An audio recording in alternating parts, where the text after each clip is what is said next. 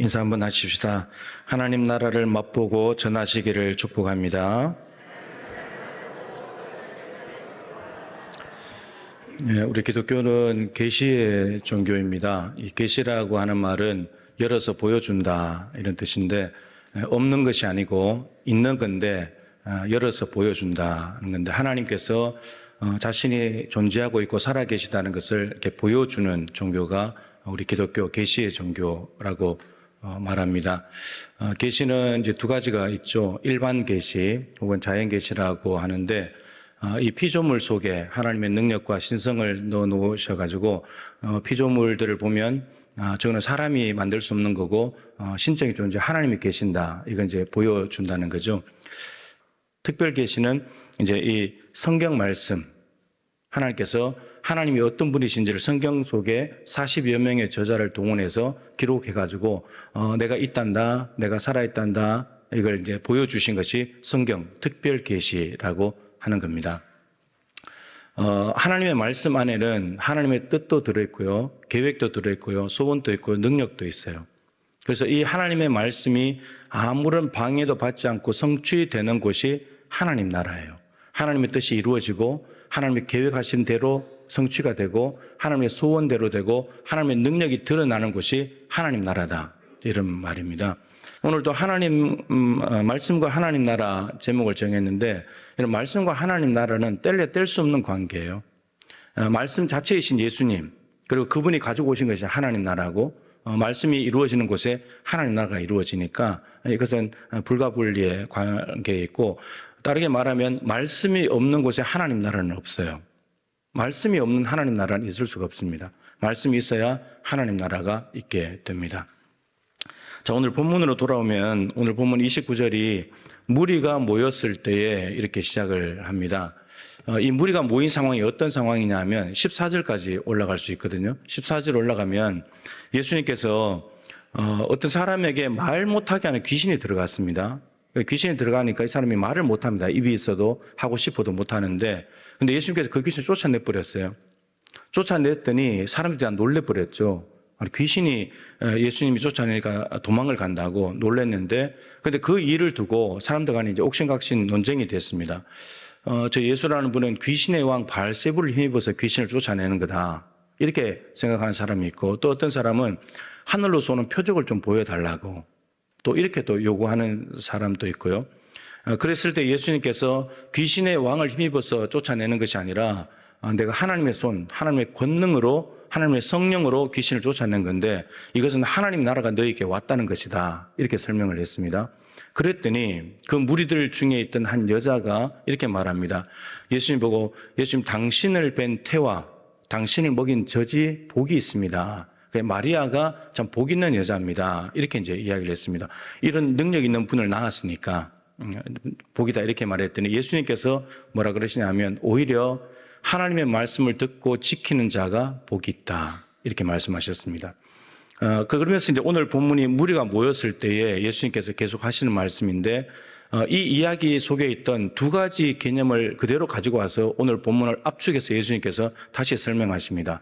표적을 구한다는 말 가지고 옵니다. 오늘 본문에 3번 나옵니다, 표적이라는 단어가.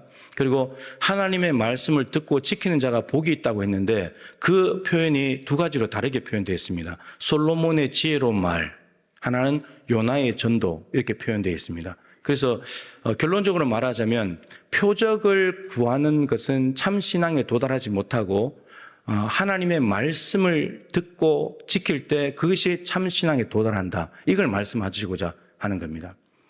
표적이라는 것은 이적이거든요. 눈에 보이는, 보고 이해할 만한 기적이거든요. 그런데 그걸 자꾸 이제 사람들이 요구를 한다는 거예요. 하늘로서 오는 표적을 보여달라고 하는 말은 예수님 당신이 신적 기원을 가진 존재라는 것을 눈에 보이는 기적과 이적을 통해서 입증해 보라는 거예요. 그때 예수님께서 말씀하시기를 요나의 표적밖에는 보일 게 없다, 그러시면 요나 이야기를 하시는 거거든요. 우선은 예수님께서 지금 모여있는 무리들에게 뭐라 그러시냐면, 이 세대는 악한 세대다, 이렇게 말씀하셨습니다. 이 세대라는 말을 이해하려면 같은 책에서 가능한데요. 누가복음 7장 31절에서 35절에 보면 예수님께서 이 세대 사람을 무엇으로 비유할까? 이렇게 이야기하시면서 이게 마태복음 11장에도 나오는데 이렇게 말씀하십니다. 아이들이 장터에 앉아서 친구들을 초청했습니다. 그리고 친구들을 초청해서 놀이를 하는데 무슨 놀이를 하냐면 피리를 붑니다. 피리를 부는데 모여있던 아이들이 춤을 안 추는 겁니다. 쉽게 말하면 여러분 이 TV나 이런 데 보면 연기자들이 개그맨들이 뭘 연기를 하면 우스운 연기를 하면 웃어야 되잖아요. 근데 안 웃는 거예요. 웃기는 연기를 하는데도 피리를 부는데 춤추지 않는다. 이 말은 무슨 말이냐면 피리를 분다는 것은 결혼식 놀이예요. 결혼식 놀이를 막 하고 있는데 앉아가지고 춤추고 좋아하지 않는 겁니다. 또 한편으로는 곡을 해요. 아이들이 곡을 하는데 곡한다는 것은 장례식 놀이입니다. 장례식 놀이를 하는데 그러면 모여든 아이들이 울어야 되잖아요. 울지 않는 거예요. 이 이야기를 하시면서 이게 무슨 내용이냐면 세례 요한이 와가지고 먹지도 않고 마시지도 않고 금욕주의적인 삶을 살면서 회개에 합당한 열매를 맺어라. 그 메시지를 선포했더니 미쳤다고 귀신 들렸다고 이렇게 말한 거예요. 그 세례 요한의 메시지는 장례식 놀이입니다. 먹지 않고 자기 집부터 금욕주의적인 삶을 하면서 회개에 합당한 열매 너희들 재산을 반분해서 가난한 사람들 줘라. 그거 선포했는데 미쳤다고 이렇게 했거든요. 근데 예수님이 오셔가지고 세례와 죄인들과 함께 식사를 했습니다.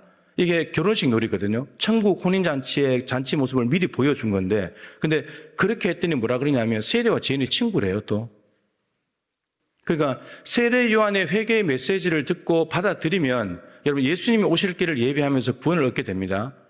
또한 예수님께서 세례와 죄인들과 함께 식사하시면서 나는 죄인들을 구원하러 왔다. 이 메시지를 들으면 결혼식 놀이를 해도 이게 반응하기 시작하면 구원을 얻는다는 얘기입니다. 근데 이것도 싫고 저것도 안 한다는 거예요. 두 개는 정반대되는 거잖아요. 장례식 놀이와 결혼식 놀이는. 그러면 하나는 버려도 하나는 받아들여야 되는데 둘 다 싫다는 거예요. 그래서 이 세대가 무슨 세대냐? 하나님의 말씀을 거부하는 세대입니다. 마음을 닫아버리고 하나님에 대한 불신앙을 드러내는 세대가 이 세대입니다. 근데 그 세대를 가지고 악한 세대래요. 여러분, 이 악하다는 말은 도덕적으로 선하고 악한 게 아닙니다. 이 모인 무리들이 뭐 도둑질을 했습니까? 뭐 잘못을 했습니까? 그것 때문에 그런 것이 아니고요. 말씀을 받아들이지 않은 불신앙 때문에 악하다는 겁니다. 예수님을 거부하고 있으니까 그게 악하다는 거예요. 그래서 악한 세대다 이렇게 말합니다.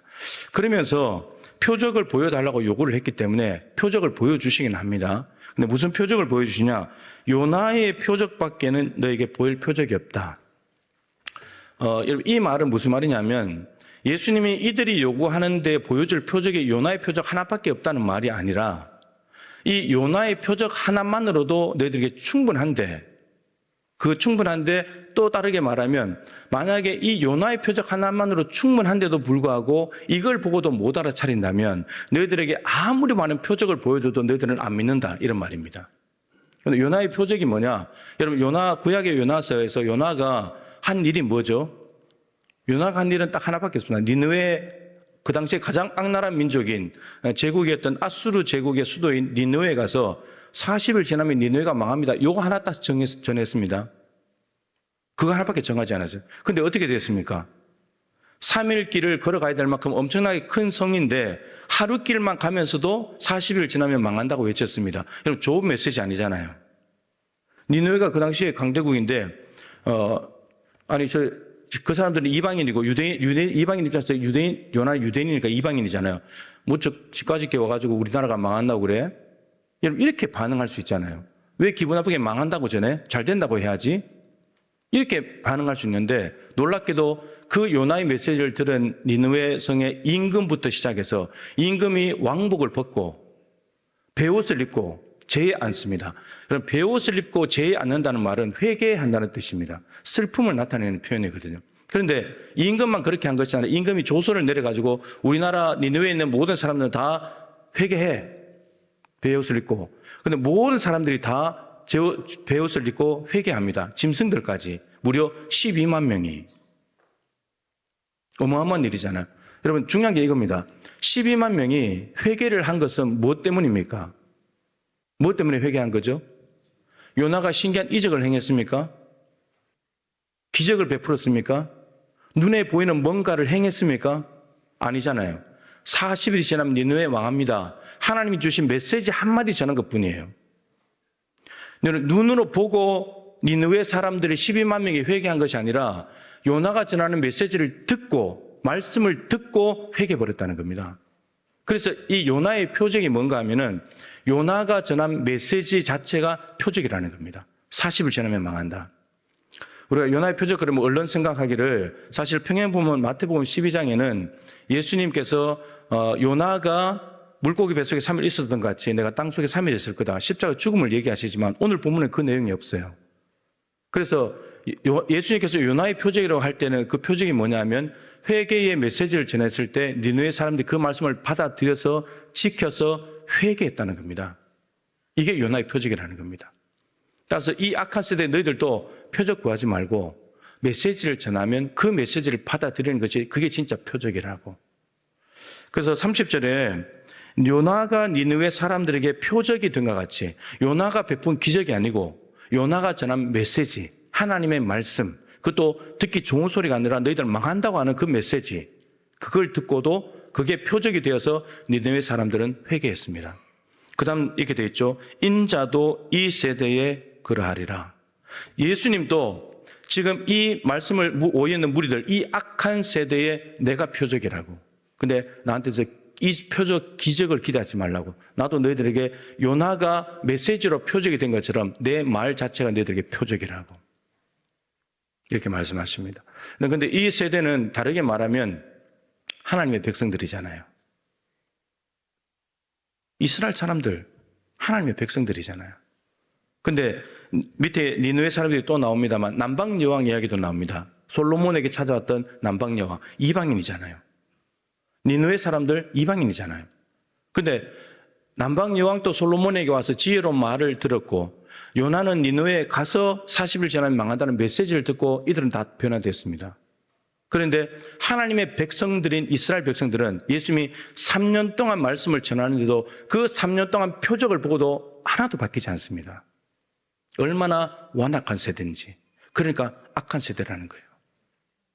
우리가 말씀을 수없이 들어도 말씀을 듣고 믿고 순종하지 않는다면 우리도 악한 세대가 되는 겁니다. 기적을 보는 게 병 고치고 뭐 귀신 나가고 그런 게 중요한 게 아닙니다. 여러분 이 기적은 소금과 똑같습니다. 자꾸 목이 마르거든요. 더 신기한 것을 보려고 하거든요. 안 믿기 때문에. 자, 31절에 남방 여왕 이야기가 나옵니다. 그리고 32절에는 니느웨 이야기가 나오는데요. 여러분 이게 단순하게 이렇게 보지만 사실 이 남방 여왕이 솔로몬의 지혜로운 말을 듣고 어떤 일이 벌어졌는지, 그리고 요나가 전한 메시지를 니느웨가 듣고 12만 명이 회개했다고 말했지만 그 자체도 놀랍지만 더 큰 일들이 있습니다. 자, 좀 더 깊이 들어가 보면 남방 여왕이 솔로몬을 찾아오죠. 열왕기상 10장 이야기입니다. 스바 여왕이라고 되어 있습니다. 그 스바 여왕은 지금으로 말하면 에티오피아입니다.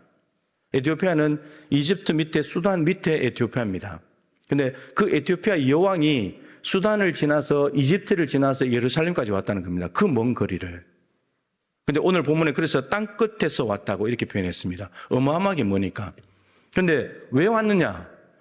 소문을 들은 거죠. 솔로몬이 너무나 지혜롭다고 하더라. 이스라엘 왕 솔로몬이 지혜가 얼마나 뛰어난지 소문이 에티오피아까지 나가지고 한번 들으러 가야지. 그러면서 스바 여왕이 온 겁니다.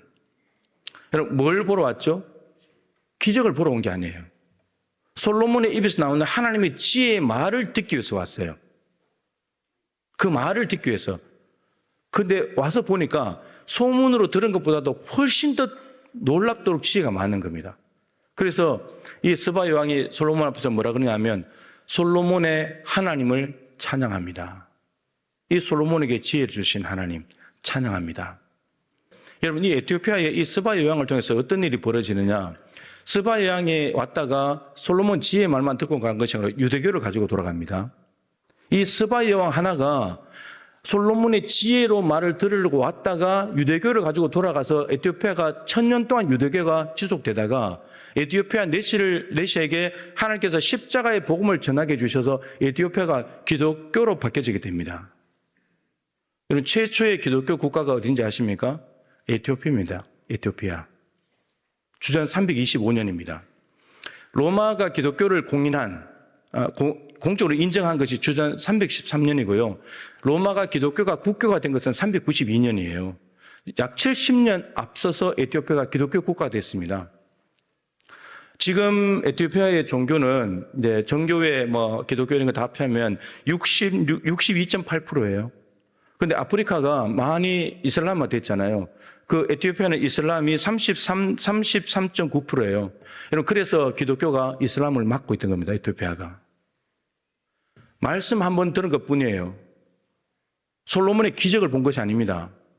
말씀 한번 들으려고 왔다는 자체가 어마어마한 믿음이고, 그 말씀을 듣고 돌아가는데 자기 혼자 잘된 것이 아니고, 여러분, 나라가 1000년이 넘으면서 기독교 복음을 받아들이게 되고 지금까지 기독교 국가로 있습니다. 어마어마한 일 아닙니까? 말씀 한번 제대로 들으면 이런 일이 벌어집니다. 니느웨는 어떤지 아십니까? 밑에 32절에 나오는데, 요나가 니느웨에 가서 40일 지나면 망합니다 메시지를 전했을 때 임금부터 다 회개했다 그랬잖아요. 그때 요나가 그 메시지를 전할 때 요나의 전도라고 했습니다. 여러분, 전도. 우리는 전도하면 예수님을 전하는 게 전도라고 말하지만 너무나 악랄한 민족이었기 때문에 오히려 더 강하게 메시지를 전한 거죠, 하나님께서. 근데 요나가 니느웨에 메시지를 전한 때가 주전 760년경입니다. 그런데 이 회개한 니느웨 성이 얼마나 보존이 되냐. 결국은 망하긴 망하거든요. 근데 나훔 선지자가 612년에 예언을 합니다. 나수르가 망한다고. 그래서 정말 바벨론에 망해버렸거든요. 그럼 몇 년 간 거죠?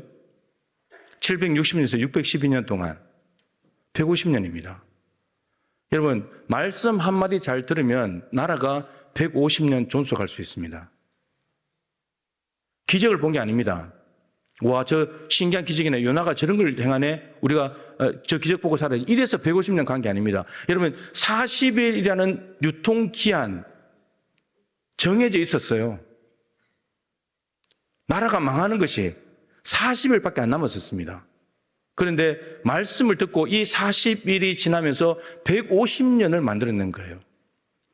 그런데 문제는 이러한 메시지 하나를 듣고도 이방인들은 다 변화됐는데, 아까 말씀드린 대로 예수님 당시에 이 세대 사람들은 안 바뀐다는 거예요.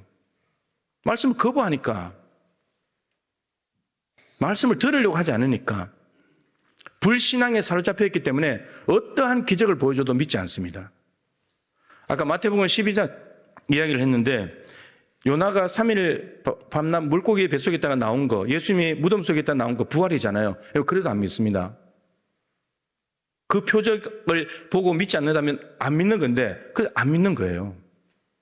여러분, 표적을 보고 기적을 보고 여러분 예수 믿으려고 하지 마십시오. 이적은 참된 신앙으로 가는 계기는 될 수 있어요. 그러나 목적이 되면 안 됩니다. 병 고치는 게 목적이 되고, 문제가 해결되는 게 목적이 되고, 돈 문제가 어떻게 목적이 되고, 목적이 될 수 없어요. 그 계기는 될 수 있습니다. 하나님께서 나를 이렇게 치료해 주셨구나. 그럼 내가 예수를 믿어야지.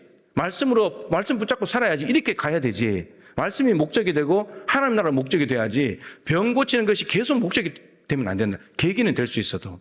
그러면 병이 안 고쳐지면 어떡할 겁니까? 문제가 해결 안 되면 어떡할 거예요? 예수님 안 믿을 거예요? 표적 신앙은 위험해요. 참된 표적은 말씀입니다. 말씀.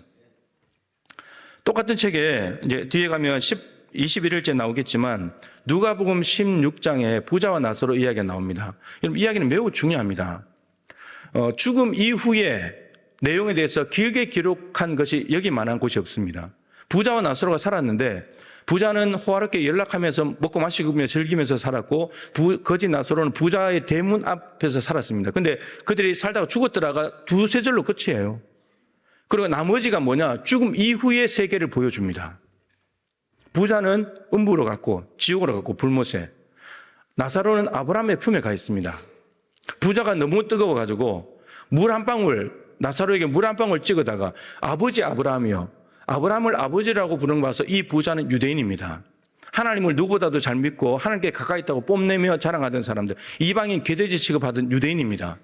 그런데 이 유대인이 어디로 갔냐? 부자가 지옥으로 갔습니다. 유대인이라는 혈통이 구원을 보장해 주지 않는다는 거죠. 그러면서 물 한 방울 찍어서 좀 내 혈을 서늘하게 해달라고. 이 땅에 있을 때 부자는 마음먹은 대로 물 먹을 수 있었습니다. 그런데 지옥에 가면 물 한 방울을 얻지 못합니다. 물 한 방울이라도 찍어버리면 지옥이 아니니까. 근데 이렇게 말하죠. 부자가 그 물 한 방울도 못 얻어먹으니까 이제 이 땅에 살고 있는 형제들이 생각이 난 겁니다. 그래서 아브라함에게 이렇게 말하죠. 아버지 아브라함이요, 저 나사로를 우리 형제 5이 있는데 그 형제들이 좀 보내달라고. 보내서 이곳에 오지 않게 해달라고. 여러분, 이 말은 아브라함에게 나사로를 좀 부활시켜가지고 내 형제들에게 보낸다면 나사로가 내 집 문 앞에 있다가 죽은 걸 알기 때문에 내 형제들이 나사로가 죽었다가 부활했네? 그럼 부활이 있는가 보다, 죽음으로 끝이 아닌가 보다 하며 저들의 생각을 바꿔서 삶을 바꿀 거라고 기대를 한 겁니다. 근데 아브라함이 뭐라 그러냐? 아니라고. 저들에게 율법과 선지자가 있을 텐데 그들에게 들으면 된다고. 여러분, 율법과 선지자는 구약 성경입니다. 말씀을 들으면 된다는 거예요. 그런데 다시 간청하니까 만일에 율법과 선지자가 전한 말씀을 듣고도 믿지 않는다면 나사로가 부활해서 가는 표적, 기적을 보더라도 안 믿을 거라고. 여러분, 누군가가 부활해가지고 살아서 온다고 해서 예수님을 더 잘 믿는 게 아닙니다. 박우리 집사님이 열흘 동안 의식이 없다가 깨어났습니다. 이걸 보고 예수 믿을 사람이 있겠습니까? 뭐 계기가 될 수는 있겠죠. 나사로가 죽었는데 분명히 장례한 걸로 알고 있는데 살아서 왔다. 부활이 있구나. 예수 믿어야지. 이렇게 되지 않는다는 겁니다. 말씀을 들을 때, 말씀을 존중하고 귀하게 여겨서 받아들일 때 그것이 나에게 예수님의 참 신앙을 가져온다는 겁니다. 엠마오로 가던 두 제자, 누가복음 24장 똑같은 책에서 두 제자가 예수님이 십자가에 죽으신 걸 보고 낙심해가지고 돌아갑니다. 부활에 대한 소식을 들었는데도 불구하고 엠마오로 갑니다. 예루살렘에서 25리 되는 한 10km 떨어져 있는 곳으로. 부활에 대한 소식을 듣고 갑니다. 예수님이 찾아왔을 때 그랬잖아요. 부활하신 예수님 왔을 때 왜 그렇게 너희들 슬퍼하고 있냐 그랬더니 예수가 죽었다고. 그런데 여자들이 이상한 이야기를 하더라고. 그래서 예수가 살아났다고. 부활도 믿지 않는 겁니다. 근데 예수님이 오셔가지고 저들 엠마오로 가던 제자들 예루살렘으로 다시 돌아가게 만든 것이 뭐냐? 구약 성경을 통독해 주었을 때입니다. 예수님의 십자가의 죽음과 부활이 구약 성경에 다 기록되어 있기 때문에 이 선지자, 율법서, 성문서, 시가서를 통해서 성경 통독을 빠르게 해줬더니 이들이 말씀을 풀어주실 때 우리의 가슴이 뜨겁지 아니하더냐? 헬라어로 보면 불타지 않더냐? 여러분, 하나님의 말씀이 살아서 역사할 뿐은 우리 가슴이 불타버립니다. 그럼 어떻게 되냐? 엠마오로 가던, 낙심해서 가던 길을 되돌아서 아버지의 약속하신 것을 예루살렘 떠나지 말고 기다리라고 했기 때문에 그걸로 돌아가 버립니다. 엠마오로 가던 두 제자의 삶을 바꿔놓은 것은 부활하신 예수님의 모습이 아니었고 부활의 현년이 아니었고 예수님의 입에서 나오는 말씀이었습니다. 부활하신 기적을 보고 저들이 삶을 바꾼 것이 아니고 예수님이 풀어주신 말씀을 통해서 삶을 바꿨다는 겁니다. 누가복음은 한결같습니다. 이런 표적 신앙 위험합니다. 예수님은 떠날 가능성이 많습니다. 더 신기한 표적이 나타나지 않으면. 그러나 하나님의 말씀은 늘 선포되고 하루도 빠짐없이 선포되는 게 하나님의 말씀입니다. 중요한 것은 이 말씀을 우리가 받아들이냐는 거죠. 2부 예배 때 이제 결단의 찬양으로 말씀 앞에서라는 곡을 부를 텐데 여러분 가사가 굉장히 도전적입니다. 하나님 말씀에 생명을 걸으라는 거예요. 운명을 걸으라는 거예요. 말씀에. 다른 데 목매지 말고 말씀에 생명을 걸고 말씀의 운명도 걸어버리라는 거예요. 그래야 그 말씀이 우리 가운데 역사해가지고 하나님 나라를 이 땅에 이루어갈 수 있다는 겁니다. 그 가사가 그대로 나옵니다. 하나님 나라를 이루어갈 주의 교회여 일어나라. 여러분, 우리 안에 말씀이 있습니까? 말씀을 듣고도 자꾸 거부한다면, 듣지 않는다면, 믿지 않는다면, 순종하지 않는다면 우리는 악한 세대가 되는 겁니다. 예수님 당시보다 훨씬 더 많은 말씀을 우리는 듣고 있잖아요. 여러분, 말씀으로 돌아가십시오. 말씀이 우리를 살리고 말씀이 참된 표적이고 말씀이 생명이고 말씀이 하나님 나라를 가져올 것입니다.